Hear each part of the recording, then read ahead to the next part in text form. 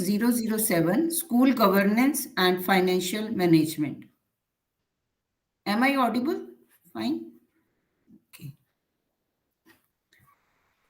Yes. Fine. So block 2 of School Governance and Financial Management has 4 units, and these units comprises of sources of school funds, mobilization of financial resources. Third unit is about financial rules, and fourth unit is about principles and strategies for financial management. So first of all, let us take up sources of school funds. In the past, schools had fewer students. The infrastructure was also simpler. But today, due to the increasing demand for education, the number of students enrolling in schools has multiplied several times. Hence, there is the need for more teachers. The increasing number of human elements, along with factors like the introduction of information and communication technology, modern labs, libraries, sports, and other facilities demand a more elaborate infrastructure. Such expanding educational needs, coupled with increasing costs, require the school head to tap the potential sources of funds available for the school. In this unit, we shall discuss the sources of income or funds that are available for schools. The objectives of this unit are to understand the role of the state in providing funds for schools, to explain the different types of grants received by the schools, and to discuss about the miscellaneous sources of income of the school. These are the objectives of this unit, which is sources of school funds. Now coming to state as the funding agency. Education is the most important means of human resource development of a country. Investment in education helps a country in realizing its long-term goals. Hence, a welfare state naturally has the responsibility to provide education to citizens, especially children who are the future citizens of the country. Therefore, the state usually sets aside a certain percentage of the gross domestic production, gross domestic product for education. Education provided to the young children is given greater priority by the government so as to fulfill the goal of providing universal education. Therefore, more funds are usually allocated by the government, especially in the developing countries, for providing elementary education. Since it has been realized that education is the key to the development of the nation and that the government on its own may not be able to fulfill the demand for education, therefore, initiatives by the private bodies in providing education may also be welcomed. In some countries, the government provides funds to not only government schools but also to the recognized private schools so that education, a welfare service, is imparted to one and all. The funds provided by the government are also known as public funds. Such funding in a country with federal structure is done by the central government, state government, and also the local bodies. Central or federal grants. In a country with a federal structure, the grants from the central government may not reach the schools directly. They may be given through the state government or indirectly through other organizations that are involved in running schools all over the country. However, for certain programs and activities of national importance, special grants are provided by the central government to the state government. For example, programs of high priority for the nation, like the promotion of national language, for providing universal elementary education, special monetary facilities for the education of the backward sections of the society, non-formal education programs, and such other centrally sponsored projects requiring heavy expenditure that may be launched from time to time are run with funds from the central government. In addition, the voluntary organizations involved in educational activities in the country are funded by the central government either directly or through the state government. The grants from central government therefore are meant for launching new schemes or for continuing with the older ones. Now coming to the state grants. The inclusion of education in the concurrent list of certain countries having a federal structure makes it a state responsibility too. School education in such countries is mostly funded by the state government, which in turn may receive grants from the central government. The states may provide grants to both private schools as well as the schools run by the state government. Such grants may reach the schools directly or through local bodies. The state government provides grants to the schools for different purposes like maintenance grants for the maintenance of the school.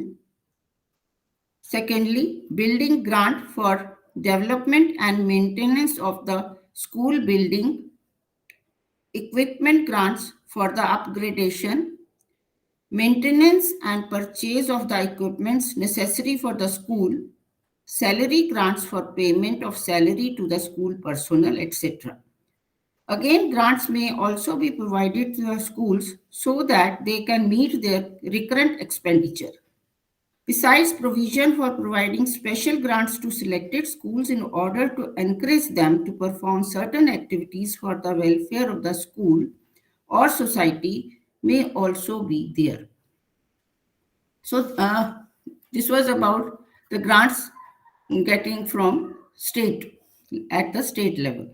Now coming to the local bodies. The local bodies like municipalities or corporations or those at the village or those at the district level may levy a cess, that is a sort of tax to be paid by the people inhabiting the locality to fund education. Funding by government is the main source of income of the government schools. Public funds, that is, funds provided by the central, state, or local government, are indispensable for those schools.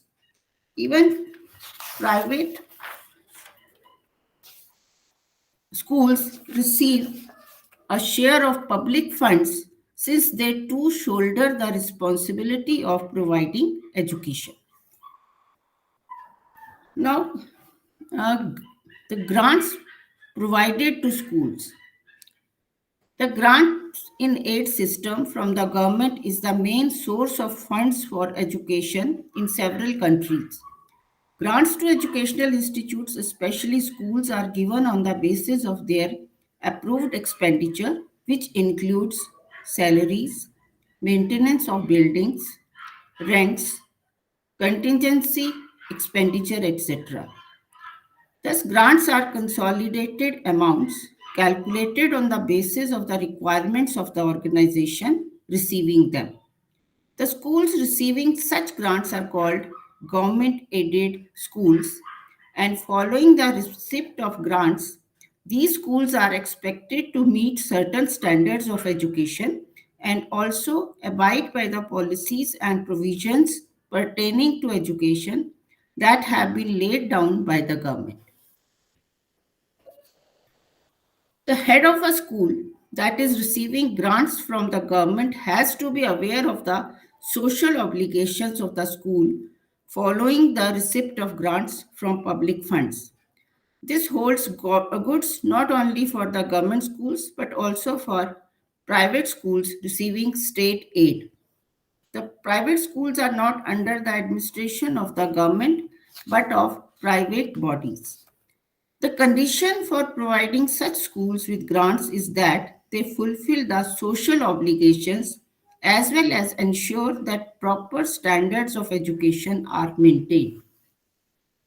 Grants provided to schools are of mainly are mainly of two types. First is grants in cash, and second is grants in kind. Grants in cash. Such grants are made in cash, and these are of eight types. First is proportionate grants. Government gives a proportion, say one half or one third of the approved expenditure of the school, and the institution arranges the rest from different sources of income of the school.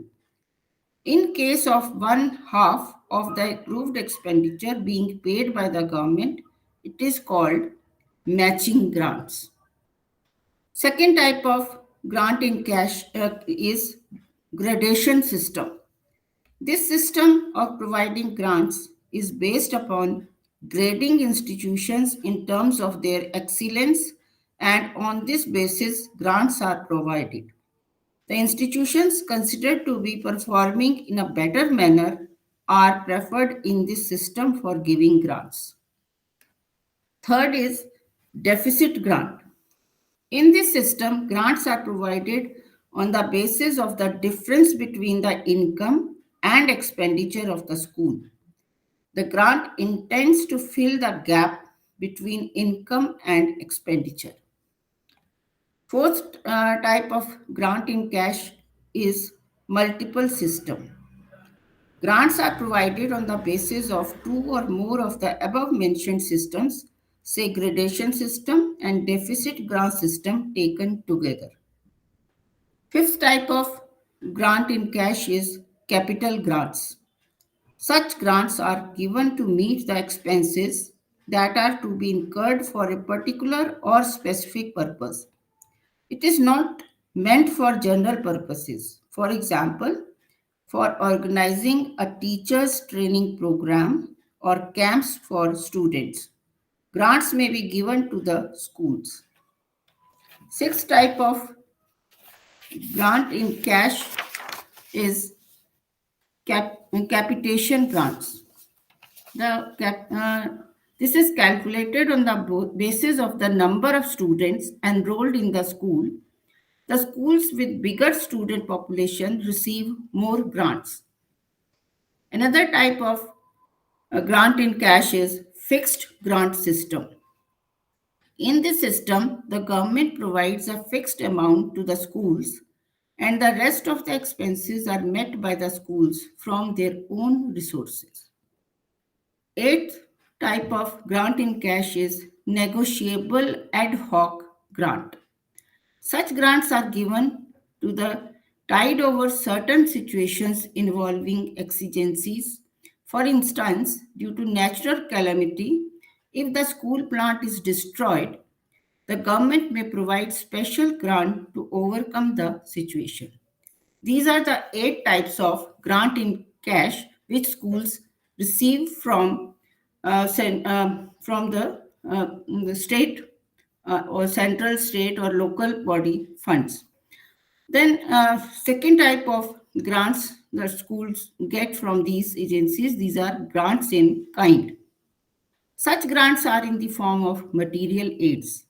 For instance, technological gadgets like television, computers, lab equipments, books, midday meals, teaching aids, etc., that are provided by government or other agencies to schools are the examples of such grants. For example, there are several commercial organizations that donate new computers or old computers that have become obsolete for the organizations but are still of much use in the schools. There are also organizations that gift the schools with science kits with the materials necessary for the students and the teachers to perform experiments in the labs and even mobile laboratories that cater to the needs of schools of remote areas without the facilities of science labs. Now, coming to endowments and land grants. The wealthy people of the society often fund education by providing generous endowments and bequests. That is, they donate some property through will, or after their death, that particular institution gets that land or money. So, endowments are usually in the forms of aids in the form of cash or kind for helping the schools. Philanthropic organizations, trusts, and even individuals provide endowments to schools. Scholarships for the poor but deserving students, educational sponsorships for the needy are often provided. Besides helping the individual students, endowments benefit the organizations by providing them with the means for growth, expansion, and improvement. However, although endowments help in providing financial security, stability in this source of funding is less than in public funds. With a growing share of the government in funding education in several countries, there has been a decrease in the funds received as endowments and bequests. It was a common practice in the past for rich people with lots of landed property to donate a part of it for opening schools. Thereby, they aimed at developing the community and bringing about its welfare. Even now, this practice continues but is not so prevalent. Corporate houses today often donate funds as well as land for opening schools.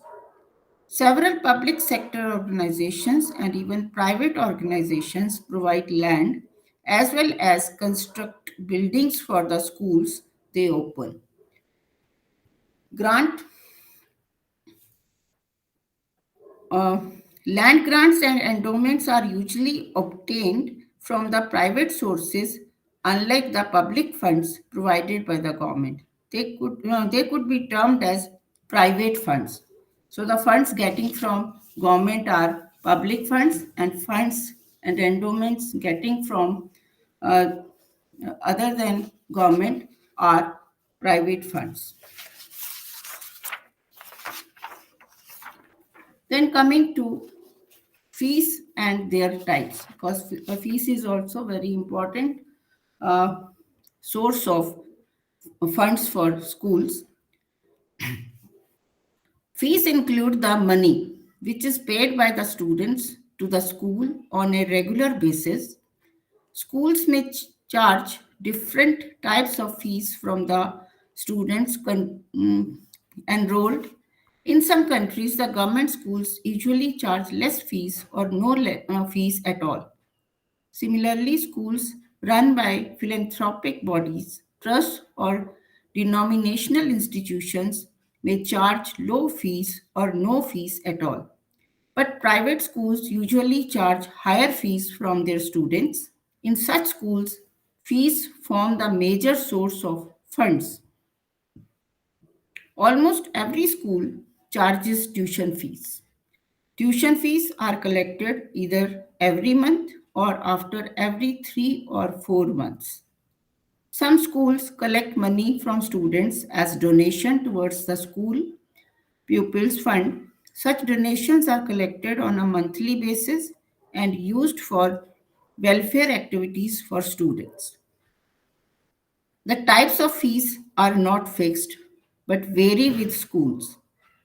Building fees, library fees, laboratory fees, etc. are the common types among the various types of fees collected. Examination fees may be collected before the term end examination. Certain types of monetary deposits made by the students are refundable. For instance, lab fees, library deposits, caution money are refunded in case the student does not incur any liability towards the school, which is incurred by damaging or misplacing school property. So, this was about fees and their types. Now coming to uh, sale proceeds and other miscellaneous sources of funds.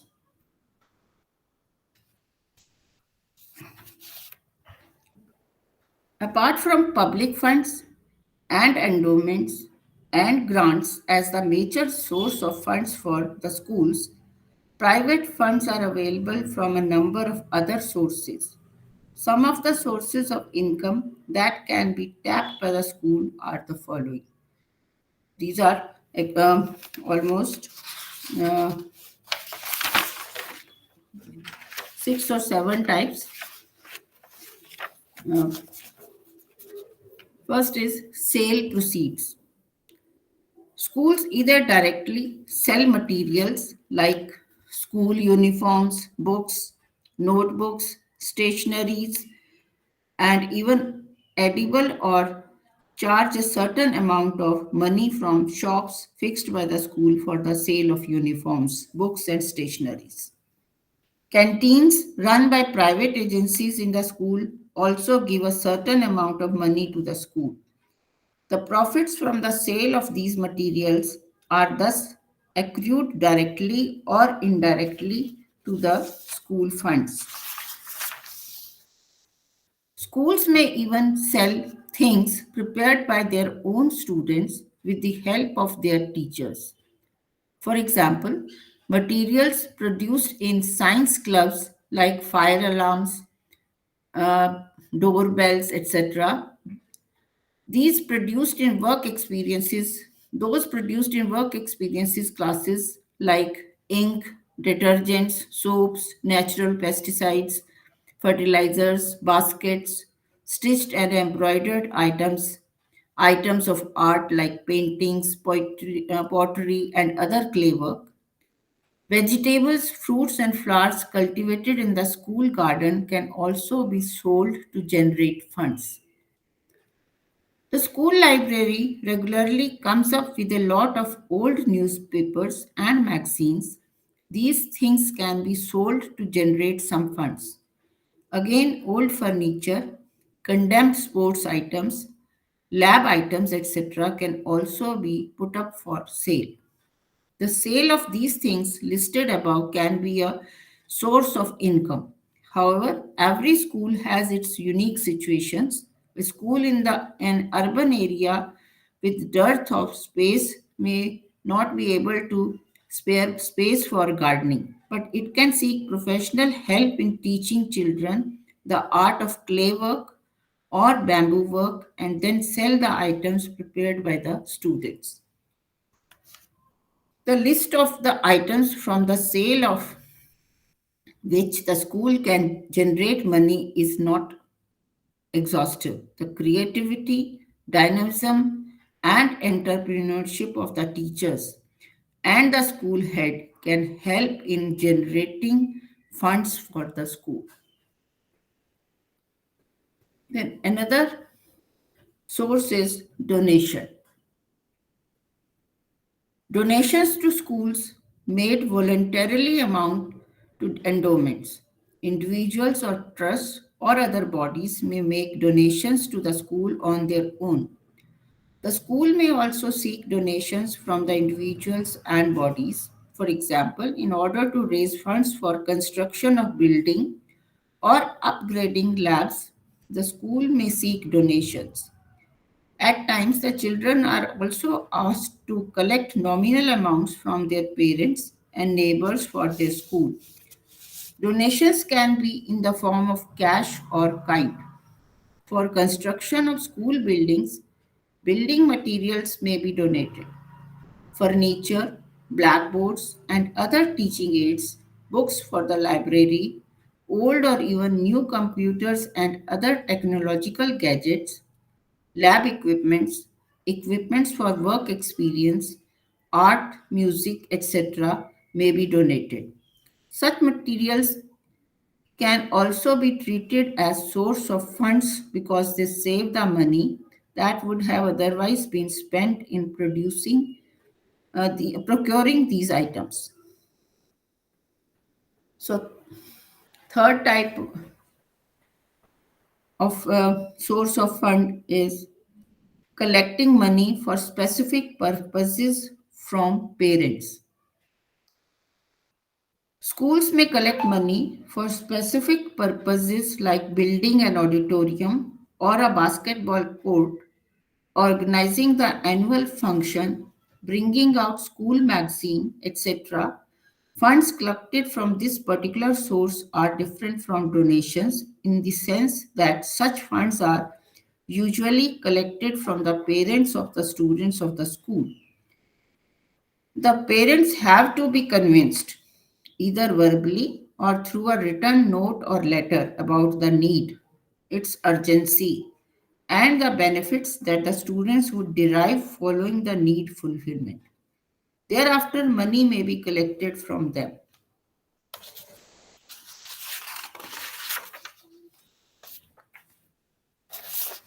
Another source is rent and subscription. The rent collected from those to whom a part of the school plant has been let out also forms a source of income. Similarly, charges may be collected from the members of the community by extending to them library and other facilities. Another source is co-curricular activities for raising funds. The schools can organize programs like exhibitions, fairs, musical programs, plays, sports, and games, and invite parents of the students of the school as well as the people of the community to these programs. Tickets may be sold for entry fees to generate funds for the school. The money collected will not only help in meeting the expenses incurred in organizing these activities, but also can be used for other purposes. The list, innovative principals and the school teachers can organize many such programs to generate money apart from involving the community in the activities of the school. So there is a case study mentioned in your uh, uh, this study material. Miss Meena, the school head, puts up advertisements in the local dailies about the matches and other sports organized in her school. For exhibition of items prepared in the science club of the school, art and craft items also, she does the same. Further, she invites talented musicians of the community to preside over the musical programs and advertises the event well in advance. The money charged as entry fee is nominal, but the community feels that it has been involved in the activities of the school. The students learn to organize the event, sell tickets, maintain accounts of the money realized, and deposit the money in the bank. Miss Meena's school thus generates fund by organizing different types of co-curricular activities. Thus, a school can create new sources of funds for itself. Another source of fund for school is interest from investment in financial institutions. The schools can invest the money it can spare in financial institutions for the growth of funds. There are schemes offered by banks and other financial institutions under which the money deposited would multiply after a certain number of years. The regular amount received as interest becomes a source of funds for the school apart from keeping the money safe. The school head should exercise judiciousness in selecting the financial institution while depositing money. Institutions where the money would be safe should be chosen even if the interest paid is lower. Another source is loans as the source of fund. The schools can apply for loans from financial bodies. Organizations that provide soft loans, that is, lower interest rate, longer period of recovery, and other such conditions that make repayment of loans easier on the part of the borrower may be applied for. However, the school head has to be extremely cautious while generating funds through loans. Mortgaging school property like school building, land, or any other assets should be generally avoided. Okay. If at all the school head has to resort to taking loans for generating money, then he or she should take the school management into confidence. Look into the conditions and consider the pros and cons before taking any decision to borrow money. So, these are the sources of funds for school: public funds, private funds, and private funds from so many sources. There are these sources just we talked about. Uh, so, from these, school head can get funds for his or her school. So, any query about uh, this content? We just okay. Then let me sum up this unit. The sources of school funds are mainly of two types: public funds provided by the government to the schools, and the private funds obtained from the private sources. Funds may also be provided through grants by the central, state, and local government in countries with a federal structure. In countries with a federal structure, usually the state government and local bodies provide grants to the schools. In some countries, certain provisions provide the guidelines for giving grants to school and also impose upon the schools certain obligations once they receive grants. Grants provided to the schools are of various kinds like capital grants, deficit grants, negotiable ad hoc grants, etc. Endowments, land grants, donations in cash and kind are also sources of funds for schools. Fees paid by the students, money collected from parents for specific purposes, sale proceeds from the sale of things produced in the school, and the sale of items like books, uniforms, etc., and also old and discarded items generate funds for schools. Apart from these, letting out school premises for collecting rents, raising subscriptions, organizing cultural activities, exhibitions, fairs, etc., also generate funds for the school. Money deposited in financial institutions can also bring in interest. Loans may also be raised to generate funds. Innovativeness of the school head can generate funds through a number of sources for the school. However, the school head has to be judicious and exercise caution while tapping different sources of income.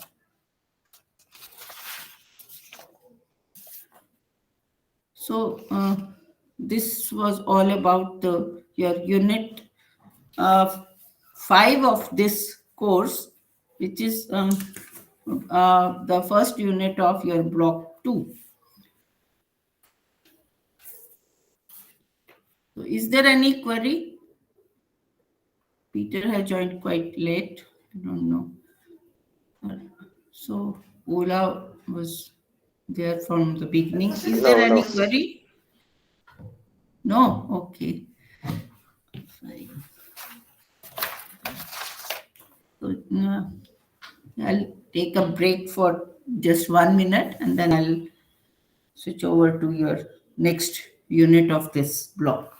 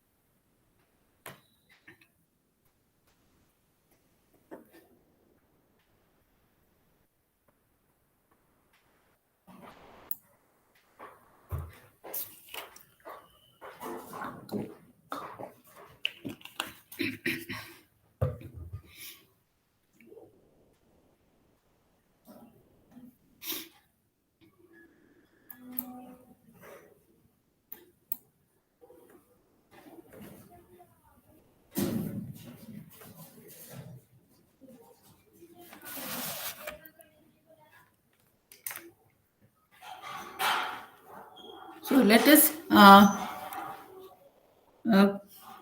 start the next unit, which is about mobilization of financial resources. So first, previous unit was about the sources of funds for the school. Now, how to move or mobilize those funds is also very important. And the next unit, Unit 6 of MES 007, which comes under Block 2 of this course, is about mobilization of financial resources. In this unit, the various means of mobilization of resources will be discussed. In most of the developing countries, the schools are known to face shortage of adequate financial resources. The income of the school through grants, fees, and other sources often falls short of the amount, which is actually required to provide the schools even with the basic amenities. As a school head, you would naturally like to provide your students with better facilities than those that the existing resources allow. You also have to maintain and upgrade the facilities that are already available in the schools. For this, you, as the school head, have to mobilize financial resources so as to meet the expenses incurred. There are various measures that the school head can adopt to mobilize financial resources. In this unit, you will study first the need and then the ways and means of mobilization of financial resources. So, coming to the objectives of this unit, the objectives of this unit are to understand the concept of mobilization of financial resources. Another objective is to perceive the need for mobilization of financial resources in schools. Another objective is to develop strategies and chalk out plans for the mobilization of financial resources. Another objective is to appreciate the need to adopt only ethical means for mobilizing resources. So, these are the four objectives uh, which will be achieved after studying this unit, which is about mobilization of financial resources. Now, coming to the concept, what is mobilization of financial resources? Mobilization of financial resources concept. The word mobilization means setting into motion or movement, bringing into circulation, etc. Resources, as we know, denote assets. Out of the various types of resources of a school, like human resources, material resources, financial resources are essential for meeting the various types of expenses of the school. Hence, the resources available and the ones that are yet to be tapped are to be utilized to the fullest extent. In developing countries, funds provided as loans or aids by different agencies at times lie unused, and schools are no exception. The funds available often lie unused. The money available has to be put to proper use. It has to be ensured that the funds available do not stagnate but are put to use. And in case there are surplus funds, it has to be seen that it is to be invested wisely for earning maximum possible interest so as to augment the finances of the school. For the schools run by the government, grants are usually available. However, it is well known that many schools of developing countries still function from rooms that have temporary uh, shell, roofs, etc., or thatched huts Proper buildings and furniture and the basic infrastructural necessities uh, found to be are also found to be missing. The heads of such schools have to not only utilize the grants provided in a judicious manner, but also generate more sources of income. The heads of schools not receiving adequate grants have to be all the more enterprising so as to generate funds by mobilizing the financial resources that are available.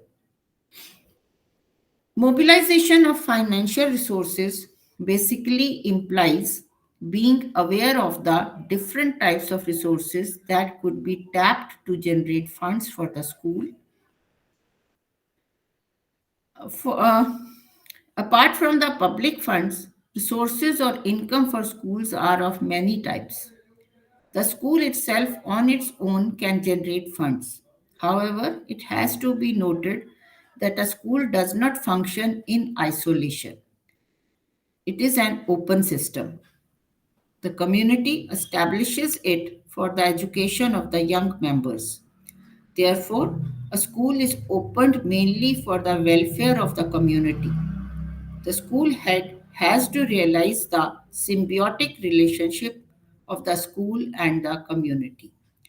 The school head has to realize thus the key to the mobilization of resources, especially the private funds, lie in the process of involving the community. Whether the things made or grown in the schools need to be sold or school premises are to be rented out or donations have to be sought, the community needs to be involved. It is the duty of the school head to lead his or her team in exploring and tapping the different sources of funds that could be made available for the school. So, this was about the concept or meaning of mobilization. Then, coming to the need for mobilization of financial resources. What is the need? Why?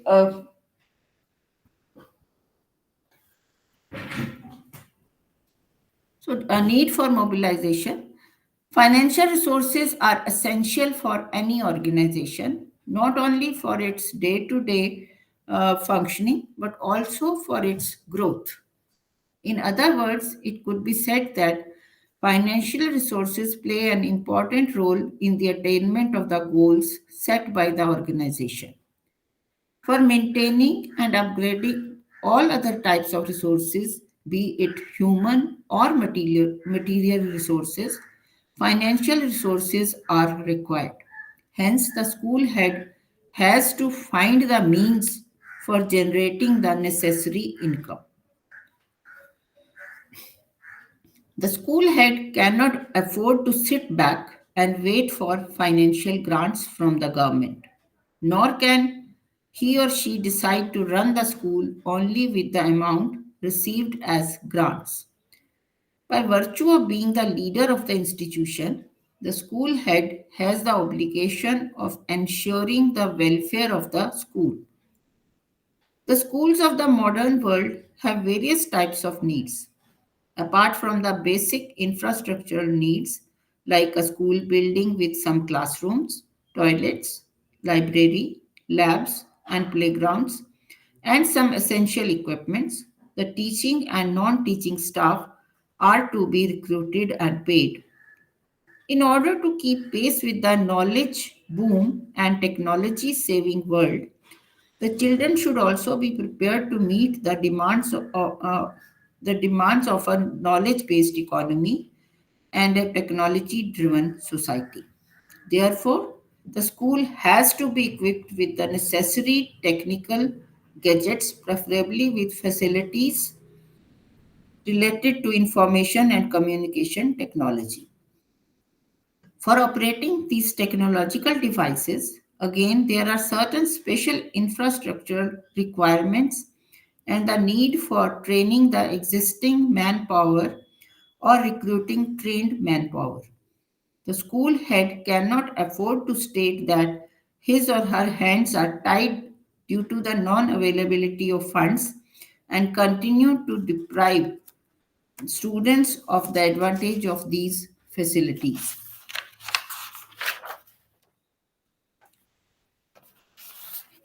The school head also has to provide certain welfare services like medical checkups, guidance and counseling services, etc., to the students, besides providing them with curricular inputs. All these activities come for a price, need money. As earlier uh, stated that responsibility of the school head to provide the students with the best possible facilities. Hence, one of most important functions of the school head is to mobilize resources for providing the students with all these facilities. It is not that the school head has to mobilize financial resources only because of his moral obligations to do so. As a school head, he is the team leader and the representative of the school. He or she is the person who has the authority and power to conduct or organize fundraising activities. He is the person who is legally authorized to lead the process of financial resource mobilization. Being the team leader, he can inspire his staff and the students and even the community for the needful task or activities. So this was why there is need to mobilization of funds and resources. Now coming to ways and means for mobilization of financial resources. How a school head can do mobilization of financial resources. So this part of second unit or sixth unit deals with ways and means for mobilization. Educational institution has to mobilize financial resources for its survival and especially for its growth. In schools, which are ideally not supposed to function like profit making commercial organizations, funds are rarely generated in house to the extent that the schools become financially independent. This is because such a situation could arise only if the school charges too much fees from the students or indulges in heavy marketing activities. Such techniques of mobilization of financial resources are unacceptable as far as schools are concerned. In case of commercial organizations, funds are usually generated within the organization. External sources like loans are there, but the organizations usually roll back a part of the profit to fund its activities.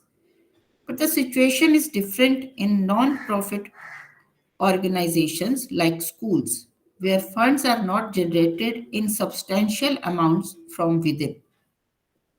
A school is highly dependent on the external sources of funds that flow into it. Funds generated outside rather than within take care of the expenses of a school. The school head has to be aware of the financial resources outside the school apart from those within and mobilize them. In the perspective of this, the school head has to facilitate the flow of funds into the school. That is, adopt various ways for mobilization of financial resources. There are different ways and means which a school head could adopt for the mobilization of financial resources. It is difficult to provide an exhaustive list of the techniques because these techniques are intimately related to the ground realities of the school. Situations in schools, in rural schools, are different from those of an urban school. Again, factors like the competencies of the manpower available, and grants and other types of aids available make the situation of schools unique. The techniques for mobilization of funds may therefore vary from school to school. However, there are certain ways and means that usually hold good generally. Some of these methods are discussed below. So these methods to mobilize the mobilization of funds, school funds, are financial resources from public funds. Many of the schools of several countries depend heavily upon the grants in aid system provided by the government. While all the government schools receive such grants, some of the recognized private schools may also be entitled to it. Therefore, the principal of a school, whether it is a government school or a private one, should be aware of the grants in aid system. In countries with the grants in aid system for schools, it is the duty of the school head to apply for such grants from the government. In case the school is already not a recipient of it. However, these schools must fulfill certain conditions and obligations in order to become eligible for the receipt of grants. Another means for mobilization of funds is appeal for donations and endowments. A school provides education and thus brings about the welfare and growth of the society. Therefore, to provide education in a better manner, the school head should not shy away from the appealing for donation and endowments for the school. In the past, the affluent people used to be the patrons of education, art, and culture.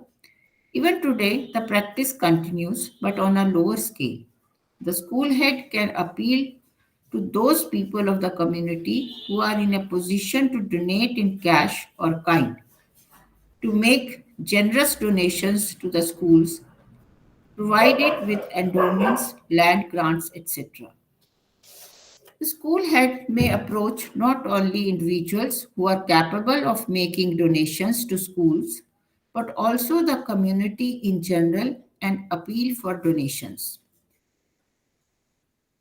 Now, UNICEF's Community Convergent Action promotes partnership between the school and community. Mobilization of financial resources is done through the contribution of funds by the community for the development of the infrastructure of the school. Similarly, in the state of one of the state of India, Rajasthan, uh, the community contributes land, labor as well as funds for the school under this program. This program is UNICEF's Community Convergent Action.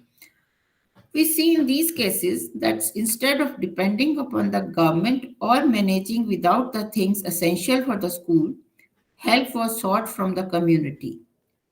In developing countries, the government may find it difficult to allocate funds as per the recommendations made by the experts. To achieve universalization of elementary education, the government made focus more on elementary education. Therefore, for the high schools in particular and higher education in general, mobilizing private funds become all the more necessary. The University Grants Commission of India has suggested that resource mobilization be done by universities by encouraging and enhancing the flow of resources from society. Such guidelines hold good for schools too, and the school head has to take the lead in this direction. Advertisements about the achievements and activities undertaken and those to be undertaken by the school can be placed in the local dailies along with the appeal for help. The representatives elected from the community may also be requested to help.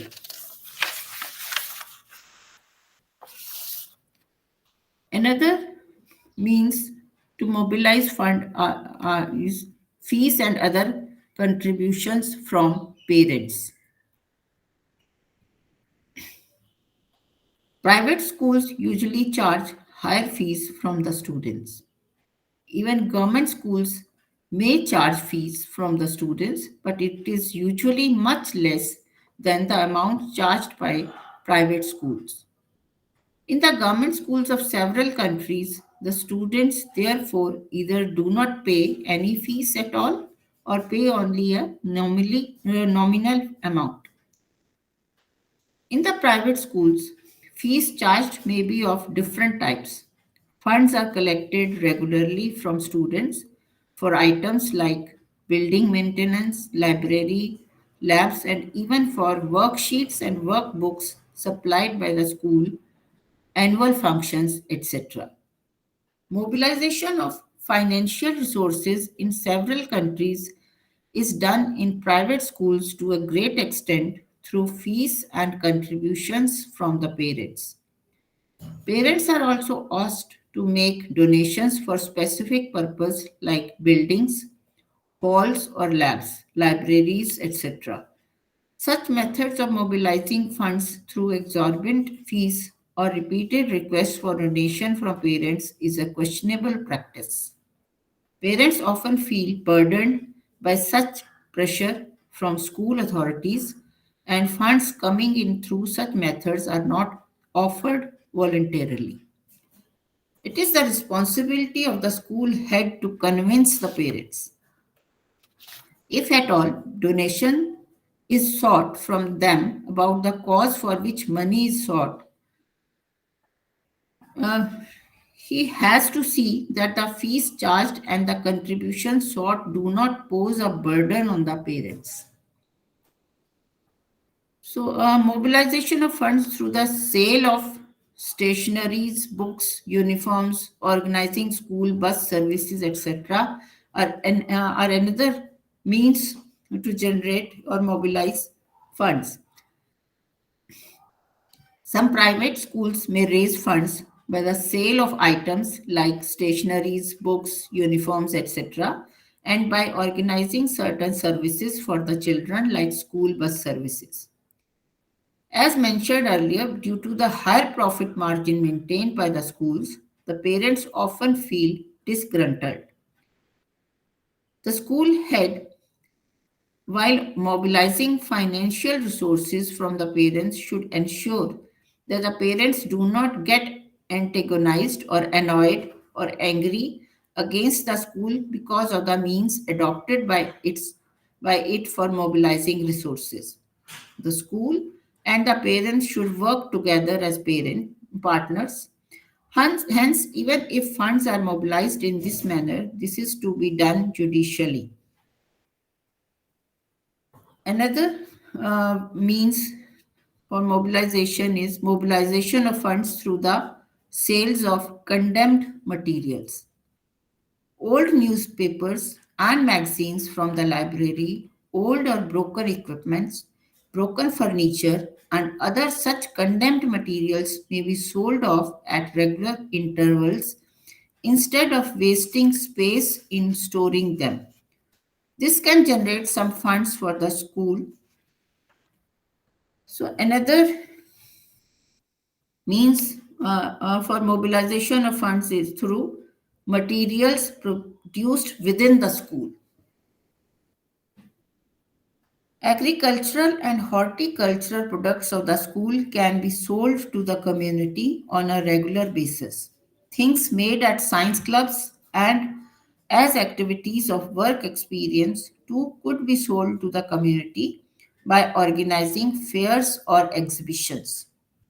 Mobilization of financial resources through the efforts of the students and the teachers has the added benefit that there is the inculcation of the value of dignity of labor uh, right from childhood.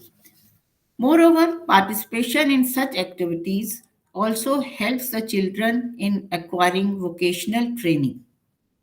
Proficiency in horticulture, clay work, stitching, preparing wall hanging, etc., and marketing these products develop in students the ability for self employment and entrepreneurship.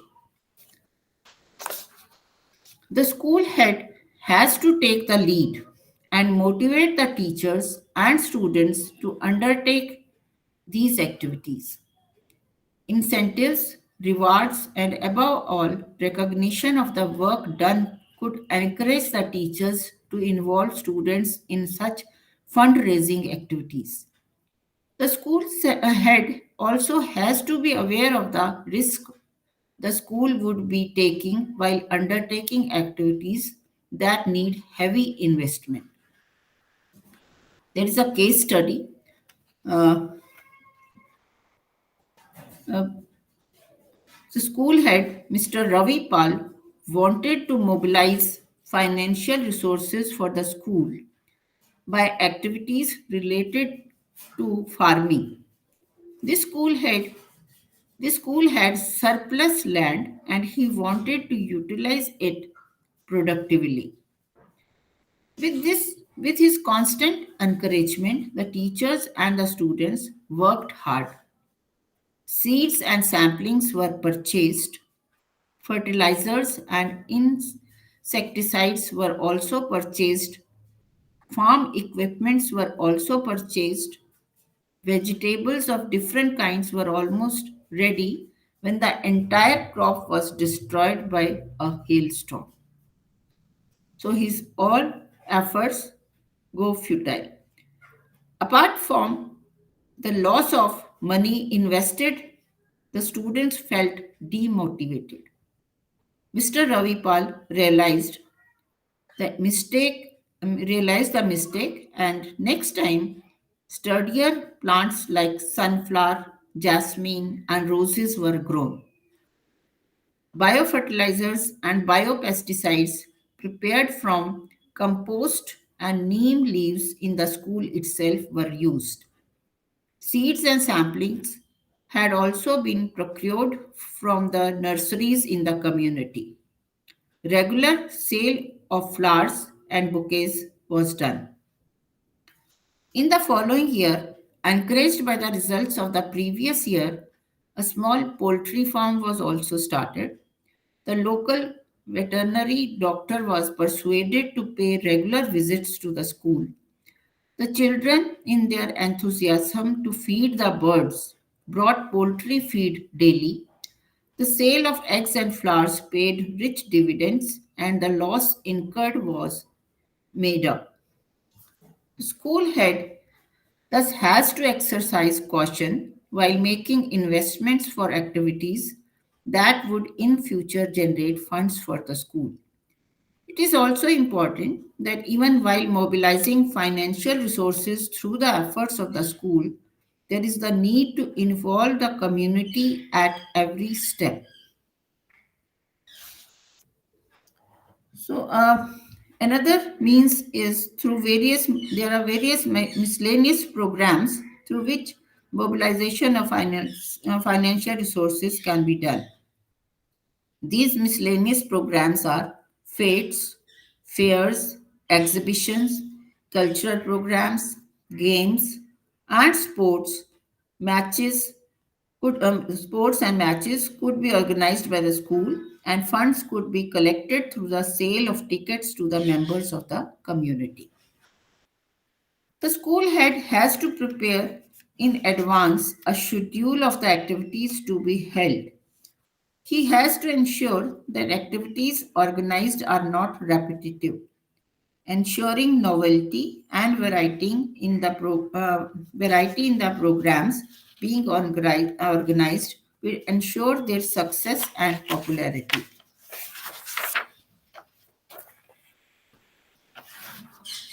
And thus boost the sale of tickets during the successive programs. Help from the community can also be sought in organizing these programs. Setting up stalls, making arrangements for furniture, procuring dresses for musical programs, etc., can be done with the help of the community to save the monetary investment required in these activities. You, the school premises could be let out to different agencies during vacations and weekends for mobilizing resources. Similarly, the physical resources of the school, like the library, playground, auditorium, etc., could be hired out to generate resources from the members of the community. Surplus fund can be suitably invested to earn interest. Loans could also be applied for in order to mobilize funds for the schools. So these are the ways of means for mobilization of resources of funds. Uh, Now coming to the very important uh,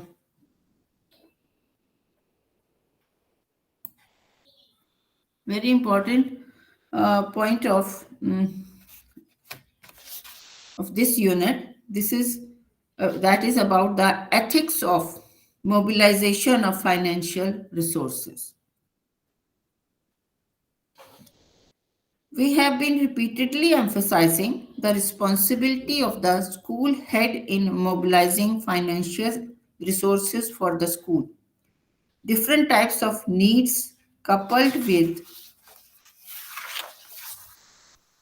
shortage of funds have been cited as the compelling reasons for resource mobilization. Different strategies like seeking donations, augmenting income through sale proceeds, renting out school premises, etc., have been detailed out for mobilizing financial resources for the school. However, whichever method is applied to mobilize financial resources and howsoever strong the reason may be, these can be absolutely no justification if funds are generated in an indignified and unethical manner. The school head should always remember that a school is not a commercial organization with money making as the sole motive. One of one of the most important attributes of the school head is that he should lead others through his own example. Hence, the activities undertaken by the school head should reflect the ethos and values of the society and respect for the culture instead of converting the school into a commercial organization. So, generating funds should be the means for the development of the school and not an end in itself. The principal also has to ensure that the activities undertaken to generate funds, besides doing so, also help in inculcating values like dignity of labor, honesty, and transparency in financial matters. There is a case study uh, which will help in understanding how the ethics should be followed to maintain the uh, ethos and values of the society. So, this case study is there is a private school that receives grants from the government. It has student strength of 3,000. The number of teachers is less than that desired. Hence, the teacher student ratio is 1 is to 46.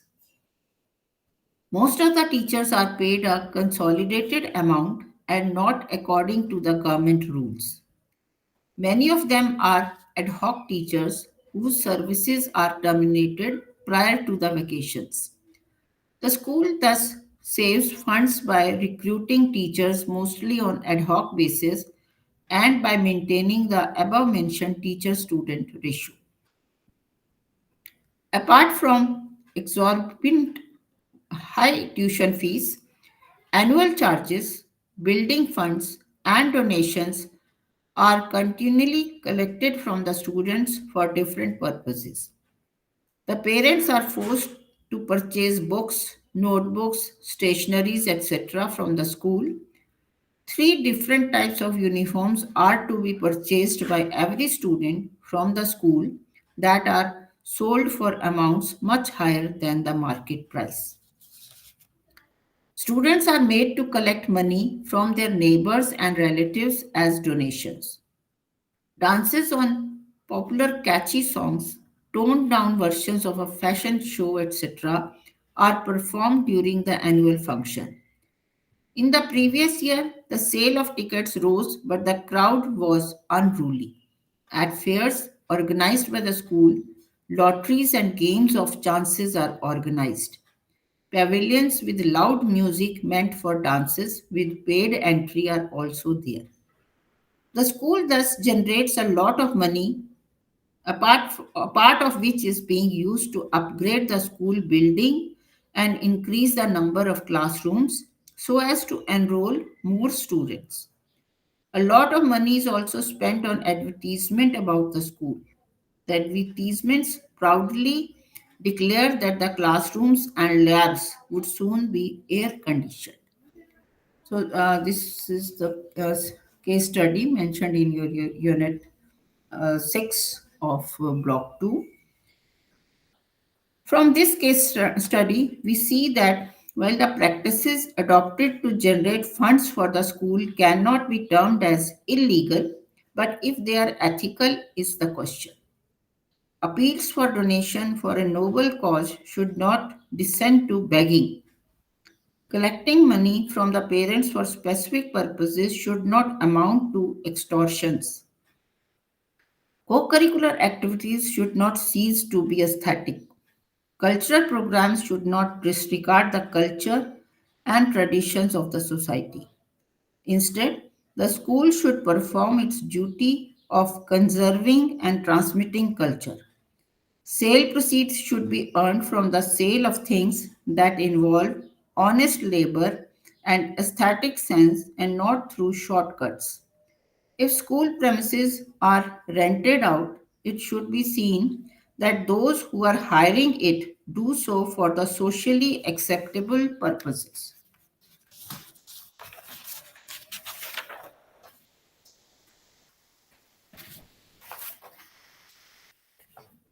Funds, if found to be surplus, then instead of going for quick gains and getting entrapped in dubious financial institutions, they should be deposited in safe financial institutions.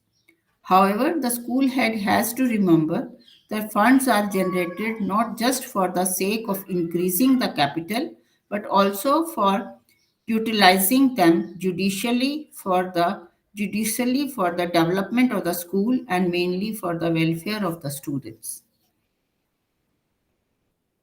At the end, it could be said that today it is the duty of the school head to motivate his or her team to be enterprising.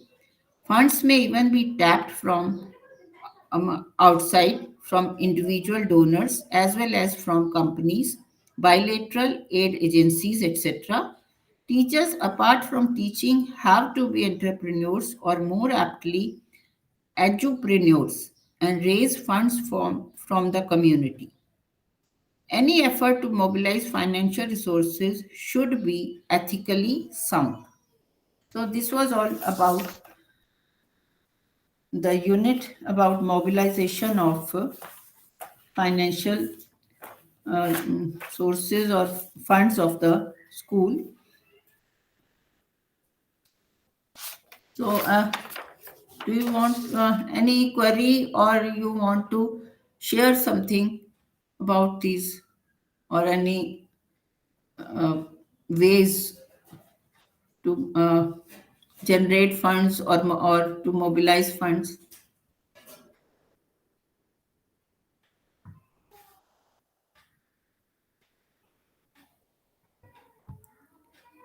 Okay, it seems there's no query or let me sum up this unit. Uh, okay.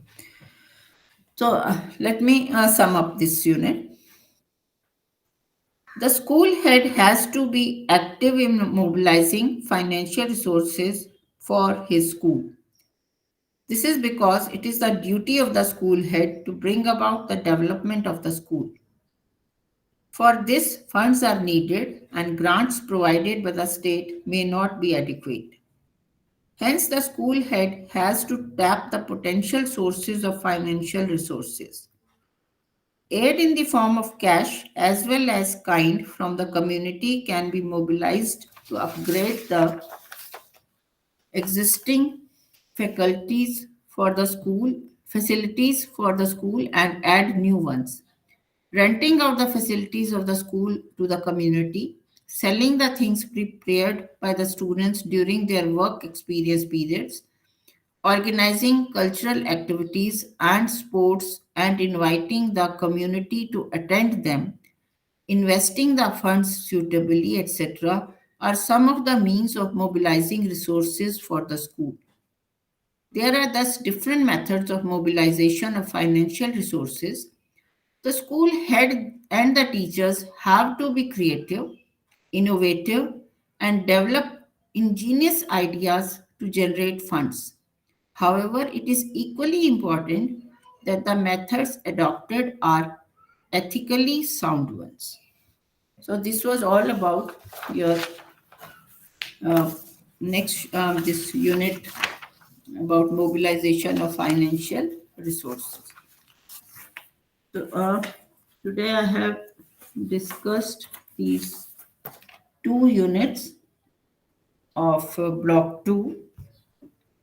Now, as there is some more time and there are no queries, let me briefly uh,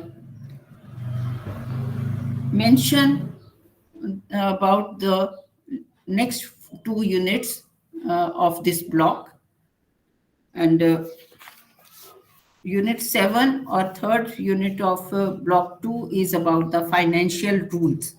And fourth, last unit 8 is about the principles and strategies for financial management. So just brief outline of these next two units also. I'm also giving, there's half an hour more. So about unit financial rules, funds are generated or spent. The prevailing financial rules have to be followed. In this unit, we shall discuss the rules that govern the financial activities of a school. The very basis of an organization are the rules and regulations that guide the functioning of the people associated with it. The rules formulated provide the necessary directions for the functioning of the personnel. Management of financial resources, as you know, is an important task, and the school head can do so in an efficient manner only by following the rules related to the financial aspects of the organization, which in this case is a school. Following the rules pertaining to financial matters can safeguard to a great extent against financial irregularities and mismanagement. There are a number of issues related to the school finances, and definite rules have been laid down to govern them. It is essential for the school head who happens to lead his organization to be well versed with the relevant financial rules.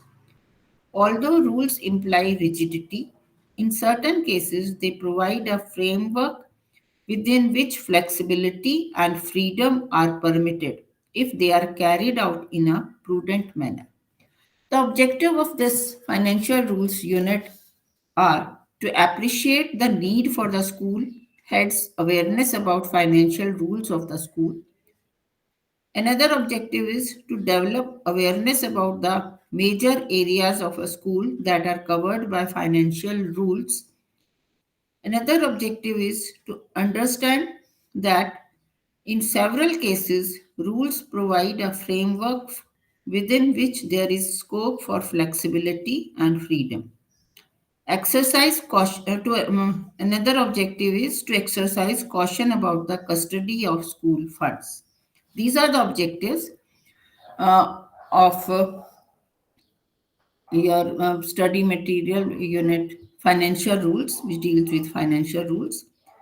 So, in this unit, Uh, you will discuss need for awareness of financial rules, and then you will discuss flexibility and freedom within the framework of rules.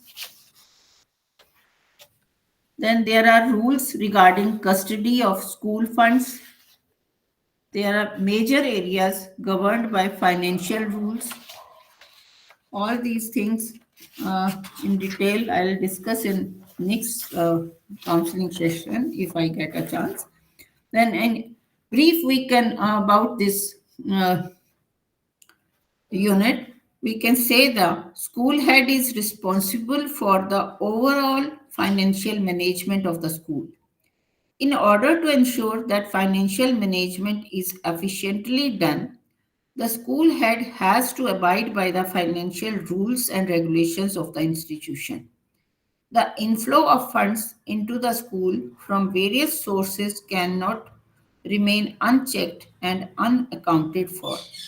Even the generation of funds, mobilization of resources, etc., in the schools are subject to certain rules and regulations.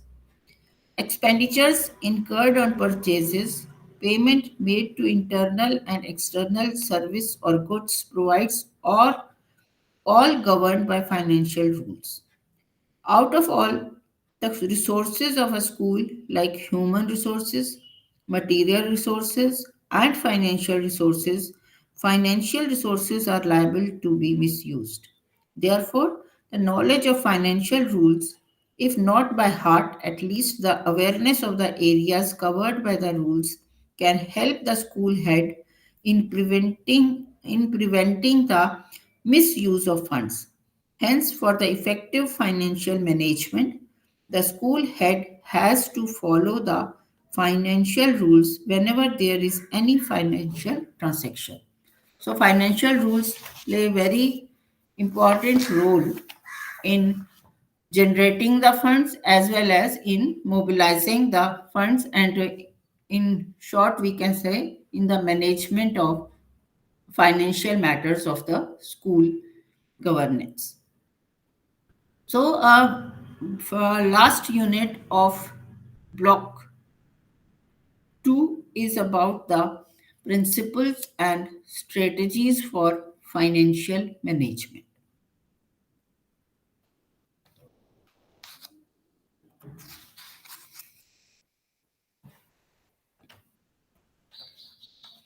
In previous units, we have studied about the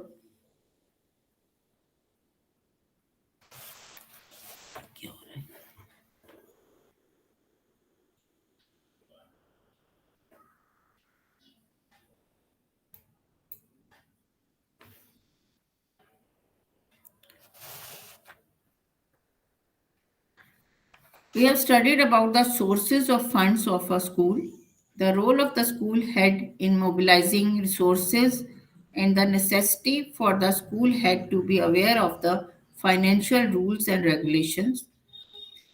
Uh, Now we shall discuss how the funds collected from the various sources can be safeguarded and also expended in a judicious manner. These activities require the school head to make financial plans, prioritize needs, and perform cost benefit analysis before actually undertaking an expenditure. The school head should be cautious while undertaking financial transactions and hence has to be aware of the procedures involved. The objectives of this unit are to develop the skills required for the efficient use of financial resources, to apply the principles of financial management, and to take necessary precautions for undertaking financial transactions. You will study about efficient use of financial resources to make prioritization of needs,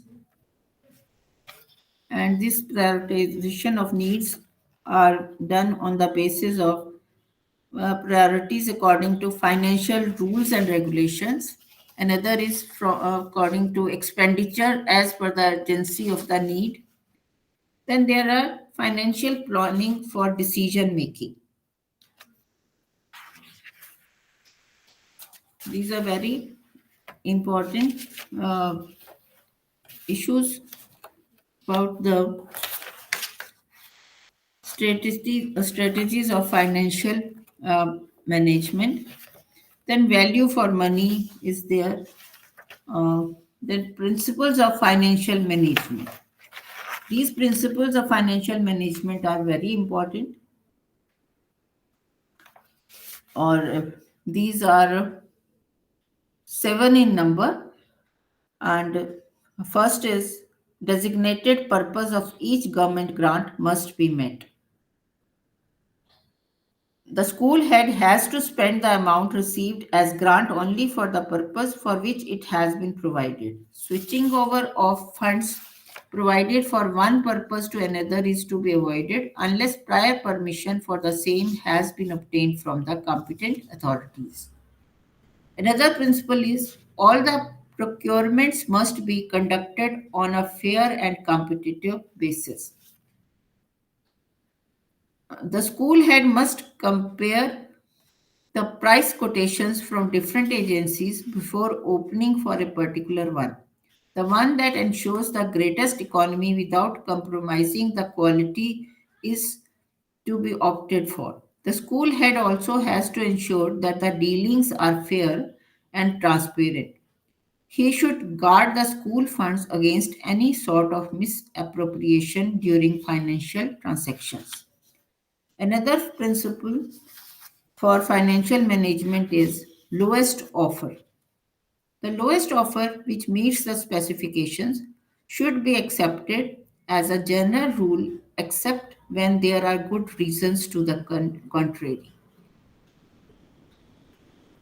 As discussed under the previous principle, the lowest bidder has to be chosen so that there is maximum economy.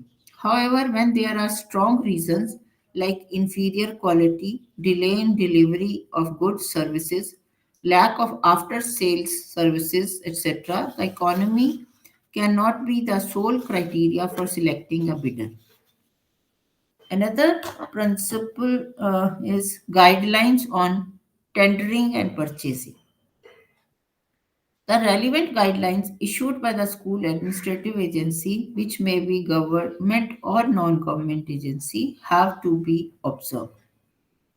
Then another principle is financial rules, policies, and guidelines. The financial rules, policies, and guidelines laid down for undertaking activities involving expenses like tendering, purchasing, etc., have to be observed. These rules and guidelines should not be flouted. Another principle is proper records of quotations, tenders, etc. These records must be available for inspection. The reasons for rejecting the lowest offers should also be recorded. Another principle is accounting, auditing, and reporting. These requirements, as laid down by the school administration, should be fulfilled. The school head must ensure that the financial records are properly maintained and that auditing is done. Apart from the above mentioned guiding principles, the techniques that ensure equity, efficiency, and can help in deriving the full value for the money spent should always be considered. Then there are precautions for financial transactions. Keeping accurate financial information, receiving school funds and depositing them safely, banking, security of funds, precautions related to withdrawal of funds.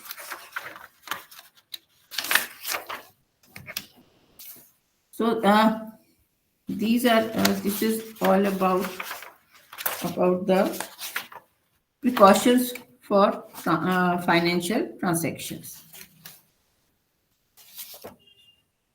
So if we lastly About this unit, I'll say that the school head is primarily responsible for the efficient management of financial resources of his or her school, enlisting needs of the school and making priorities about them has to be done before incurring expenditure. Thereafter, financial planning is to be done for taking major decisions. The cost to be incurred on an activity should take into account direct as well as indirect expenses involved. The school head should also see that any investment made is effective and does not involve any wasteful expenditure so that the full value of money is obtained. The school head should also be vigilant while dealing in financial matters and take the necessary precautions to prevent misuse of funds. So, this was all about your unit uh, 5, 6, 7, and 8. Two units we discussed in detail today, Unit 5 and Unit 6. And Unit 7 and 8, I just gave you an outline of these two units also. So, as this course is about your school governance and financial management. So first block was about the school governance policies, strategies, etc. And the second block was about the financial management. And even third block is also about the financial matters only. So only I think two students have joined. And will you share some experiences about fundraising in your school, or about the mobilization of fund resources, school funds, anything related with financial matters of school? And if you have any experience about that, please share. Yeah.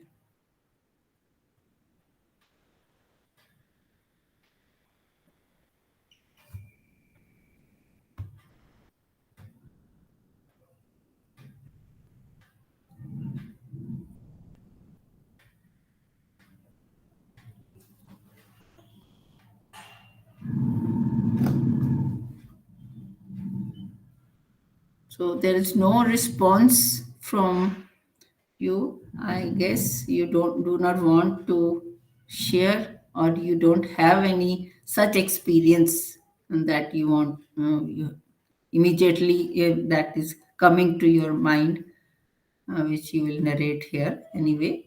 Uh, yes.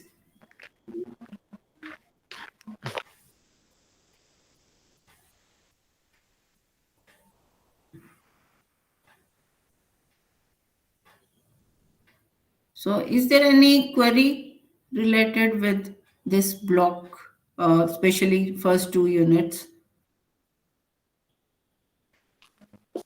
Actually, there is no any query. Okay. There is no any query, but Hmm. on the side of school funding, Hmm. actually, for me, I don't have any experience because Okay. I'm Mhm. trying to enter into education.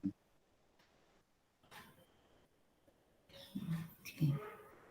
So after Though I'm a going teacher through the and theoretical and I'm doing a this IT program, technician yeah, by profession. okay, fine. Education, so I'm interested in entering into But you will be education. Yeah. Good, So very good. Yeah. I don't have much And information. after doing this, Yeah. mhm. Yeah, you also you Mm. missed some part of today's lecture also, I guess. No, you joined Yeah, I was around actually 3:30 or after, so. Anyways, when you will go through the study material I of, was traveling. yeah, I was है ना? traveling You will, and हाँ, yeah, I was okay, traveling. I was okay. caught up by time. So this program will help you very much. Yeah, yeah. Even good on your part. You, after so engagement, you came and joined it. Yeah, I will do it. I will do it. Yeah. Okay. Okay. Fine. Mm. So Okay, thank you. good. Okay.